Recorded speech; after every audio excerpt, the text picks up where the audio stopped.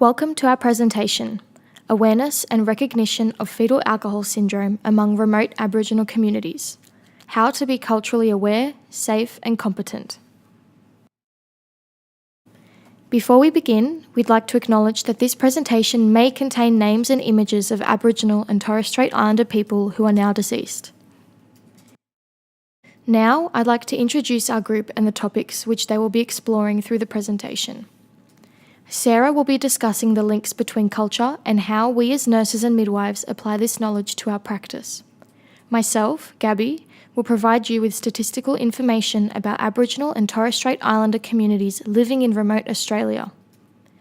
Chloe will express the importance of health literacy and its impact on remote communities. And Nicole will describe and share knowledge about fetal alcohol syndrome and spectrum disorder and how it affects Aboriginal and Torres Strait Islander culture. During this presentation, we will have the following objectives: provide a greater understanding of the connection between country and health, demonstrate inequalities for regional Aboriginal and Torres Strait Islanders, analyse the importance of health literacy, critically evaluate the effect fetal alcohol syndrome/spectrum disorder has on culture, and provide an in-depth review of culturally safe practice in relation to social determinants of health. Down the bottom, we have included a word, marulu, that includes all children, but in particular Aboriginal and Torres Strait Islander people, in the Banaba language meaning precious and worth nurturing. Not surprisingly, Aboriginal and Torres Strait Islanders' concept of well-being and healthcare vary widely to common Western practice. It focuses on a more holistic view that incorporates not only the physical health of a being, but the spiritual, social and cultural aspects. This allows for the individual to maintain kinship and the term connection to country. For Aboriginal and Torres Strait Islanders, the term country refers to not only the traditional land, including air and water, but also the stories called the dreaming. These stories demonstrate a strong cultural connection between humans, spirits, and the land. In short, they do not regard them as separate identities, but rather joined and intertwined together. With such a strong spiritual connection that has spanned thousands of generations, disconnection from land can cause great distress and greatly affect their health. This ultimately has led to the inequality in health that we see today. Now, we would like to pause the presentation so we can show you a short video that discusses the important link between country and health.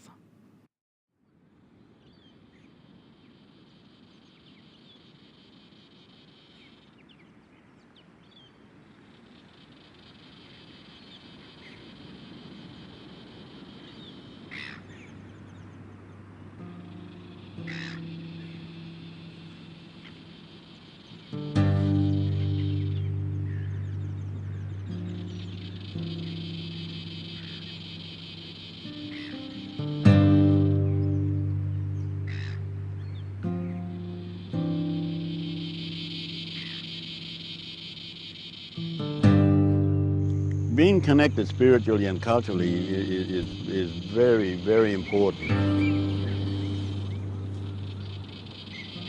Reconnecting with our culture and life and spirituality is part of our journey in life through our connection with the land.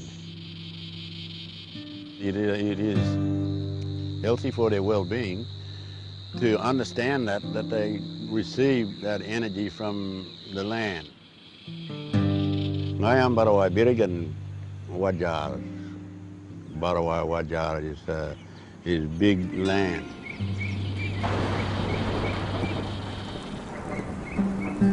For people to connect with country and for their health reasons and for healing purposes, they have to connect with country, and the only way that they could connect with country is to walk on the land and stand with their bare feet and feel the energy from Mother Earth that creates the energy to come up through the earth and through your body, so that you realise who you are and where you are, and give you self-respect and dignity as an Aboriginal person.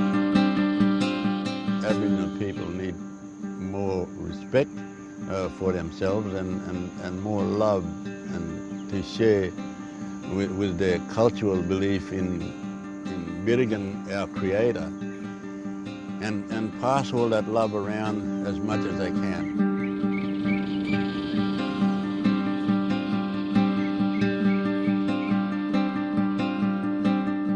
We have to do that because that's a legacy that was left to us by our ancestors, my grandfathers and my fathers and uncles. The spirit is unbreakable because it's a gift of life.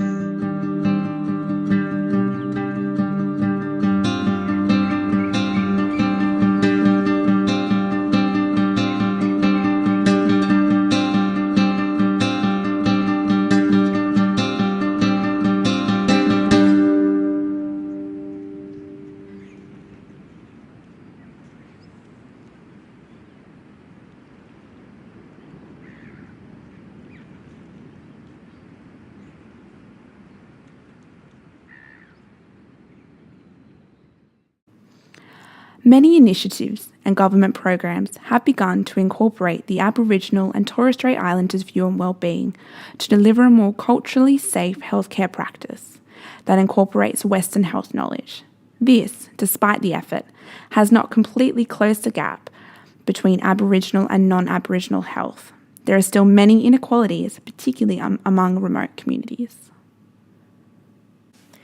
When discussing the importance of health literacy and Aboriginal and Torres Strait Islander culture, it is important to understand the context of the communities being investigated.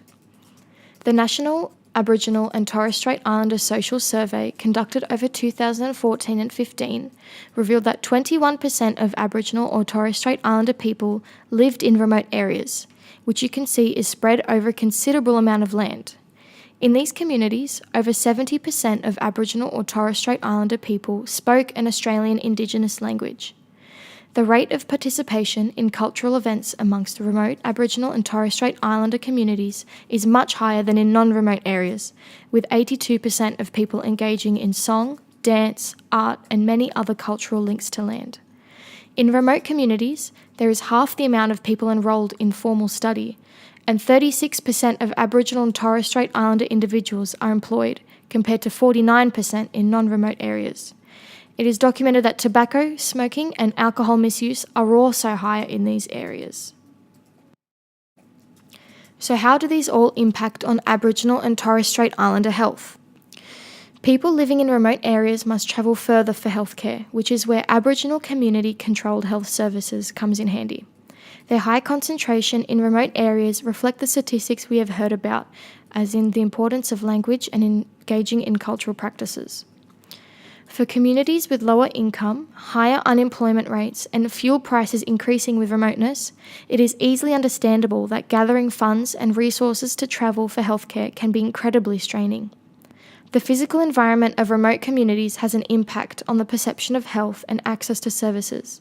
This includes lower access to fluoridated water and overall isolation from other communities and potential services. This isolation may lead to communities not receiving health knowledge as readily as urban or regional areas. This can be represented by statistics that show higher rates of negative health risk behaviours such as alcohol misuse, which can manifest into negative health outcomes, one being fetal alcohol spectrum disorder. The importance in providing safe and effective healthcare to Aboriginal and Torres Strait Islander people lies within the community. Inspiring individuals to be autonomous in their well-being can not only empower them as individuals and a collective, but also places less strain on their healthcare system. Health literacy is where autonomy stems from. Health literacy can empower the individual and community with knowledge that is relevant to their worldview. As outlined previously, the healthcare need we have focused on for this presentation is health literacy. But what exactly is health literacy and why is it important? The Australian Commission on Safety and Quality in Healthcare has defined it as your patient's skills and abilities, how well they can find, understand and act on health information, make health decisions, and find and use health services, which, in basic language, is the skill of an individual to understand, seek, and make appropriate decisions for their own health. This is vital within the health industry, as the way in which health information and services are provided to you can ultimately affect your health. This is particularly important focus for Aboriginal and Torres Strait Islanders, as culture, language, and worldviews are vastly different to non-Aboriginal people. This requires the ability of cross-cultural awareness, safety, and competence. Health literacy is vitally important, as low levels have been shown to be linked with poorer health outcomes among minorities and lower economic communities, both of which are social determinants of health. Due to this, Aboriginals, especially those in remote communities, experience disease at a higher rate when compared to the Australian national average. Whilst we can discuss the importance of health literacy, to truly understand it, we also need to discuss the proven impact poor health literacy can have. These impacts include more emergency visits, poor skills in taking and understanding medication, decreased ability to manage chronic diseases, more readmission to hospital, and the reduced ability to recall and follow through with clinical recommendations. These adverse outcomes not only directly relate to the individual, but also the healthcare system, as poor health literacy has been shown to produce higher medical costs.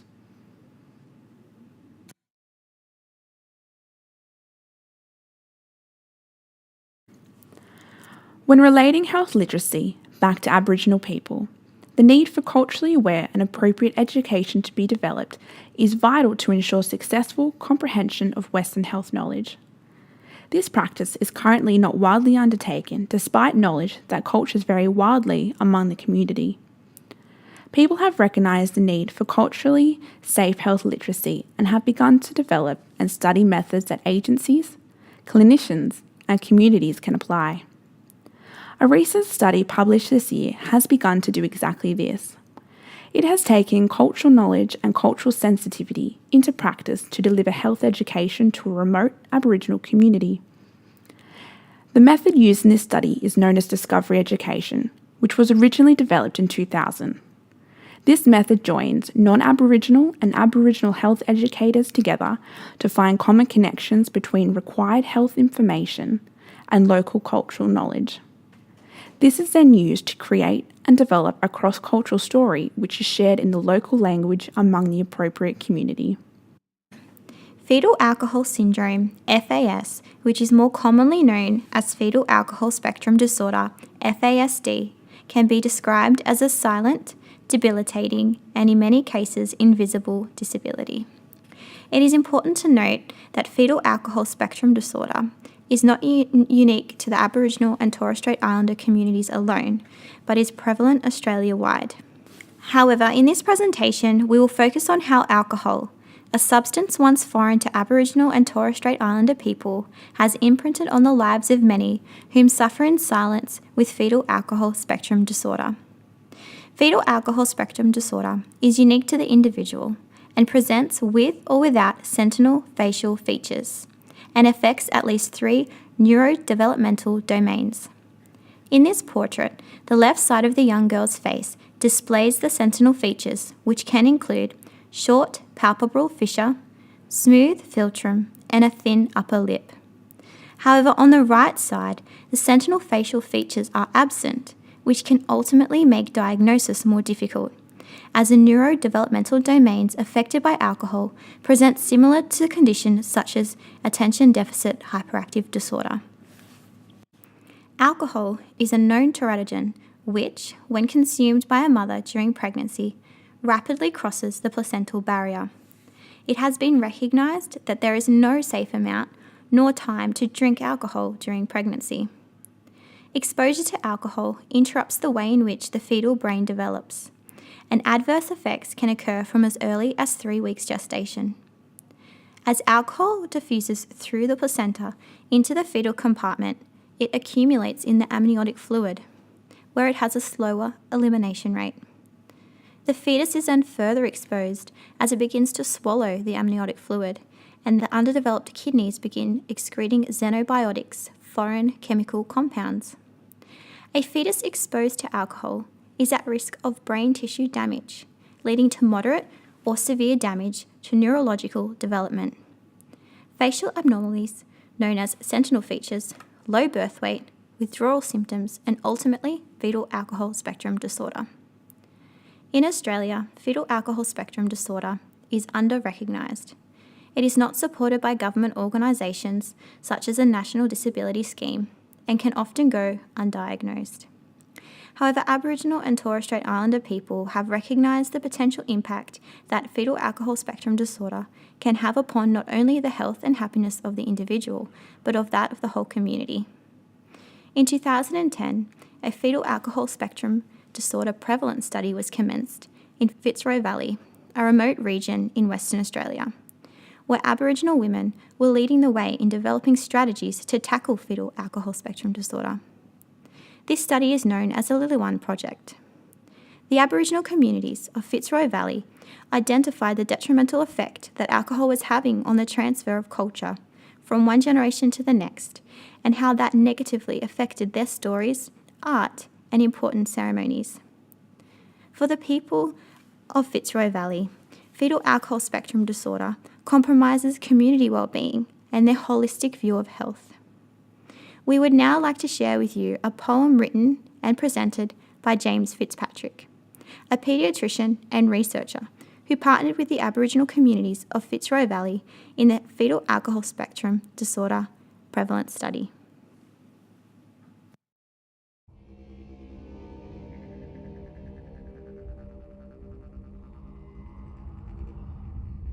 There's hope in the outback.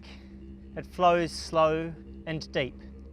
A river of life floods the plains, and it softens the tears that the grandmothers weep, like a desert refreshed by the rains.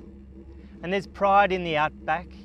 Those women stood strong to stop that damned river of booze, while businessmen and countrymen swore they were wrong. But the women had too much to lose. You see, their children were damaged before they were born. The alcohol poisons the brain, and the grandmothers grow them up, tired and forlorn, while the parents go drinking again.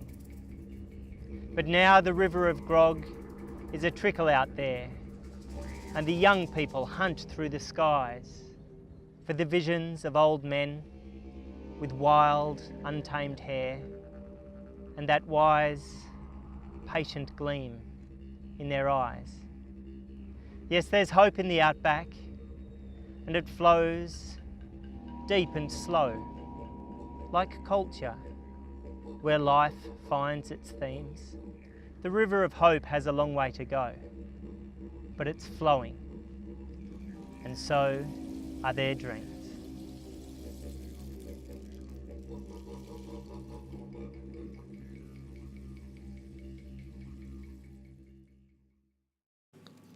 So, after learning about how communities are working towards educating and empowering individuals from within, it is obvious to see how altering the determinants of health can have such an immense wave of change.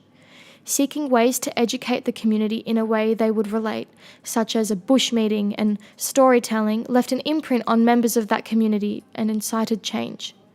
Lobbying for stronger alcohol restrictions and creating a fetal alcohol spectrum disorder leadership team were just some ways of educating and increasing the health literacy of the community. Social determinants of health are the causes of health.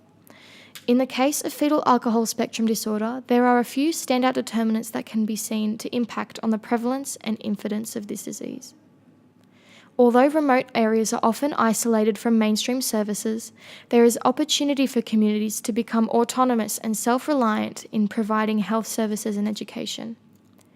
Education of communities in ways they will understand greatly impact on personal health literacy and skills. Accurate and relevant health literacy initiatives that are communicated linguistically and culturally appropriate to the community can empower Aboriginal and Torres Strait Islander people in a way that is not infringing on any belief systems and can also be easily understood. This can include initiatives such as the Aboriginal Community Controlled Health Services Workers, which provides culturally safe care and is also more accessible for remote communities. Here is a picture of June Oscar, who is an Indigenous activist best known for her work in fighting against fetal alcohol spectrum disorder in remote communities, more specifically in the Little One project of Fitzroy Valley. As we have heard, both location and health literacy impact upon the overall well-being of those living with fetal alcohol spectrum disorder. As health professionals, we have the privilege of sharing our knowledge of fetal alcohol spectrum disorder with Aboriginal and Torres Strait Islander people, whilst also gaining invaluable insight and traditional wisdom from those whom we care for. Firstly, we must acknowledge that our role as a midwife and the relationship with those in our care may be power-laden. Through recognising this and maintaining a respectful and approachable manner, we are promoting cultural awareness. Being culturally aware equips all health professionals with the ability to deliver care that is culturally safe. This involves building a foundation of mutual trust based on the recognition and respect of cultural differences. As midwives working with Aboriginal and Torres Strait Islander women, it is imperative that we are both culturally aware and safe in order to achieve cultural competency. In summary, Aboriginal and Torres Strait Islander people embrace a holistic view of health and well-being, which includes the connection to country, passing on of traditions, stories, art and ceremony. Further, this holistic view of health encompasses the spiritual, emotional and physical well-being of the whole community. It is evident that the remote Aboriginal and Torres Strait Islander communities in Australia are directly impacted by lack of services, the physical environment, low employment rates and education, which can ultimately lead to negative health outcomes. In addition, the prevalence of fetal alcohol spectrum disorder not only holds lifelong implications for individuals, but hinders the passing on of cultural and traditional practices, which leads to stagnation and the loss of cultural identity. As midwives, it is our responsibility to embrace the Aboriginal and Torres Strait Islander communities in a culturally safe manner to promote inclusion and health literacy. Through intersectorial collaboration, both Aboriginal and Torres Strait Islander people and non-Aboriginal and Torres Strait Islander people can work together to preserve the precious and ancient traditions of Australia. That now concludes our presentation on the awareness and recognition of fetal alcohol syndrome among remote Aboriginal communities. We would like to thank you for listening and hope that you found the information both informative and interesting.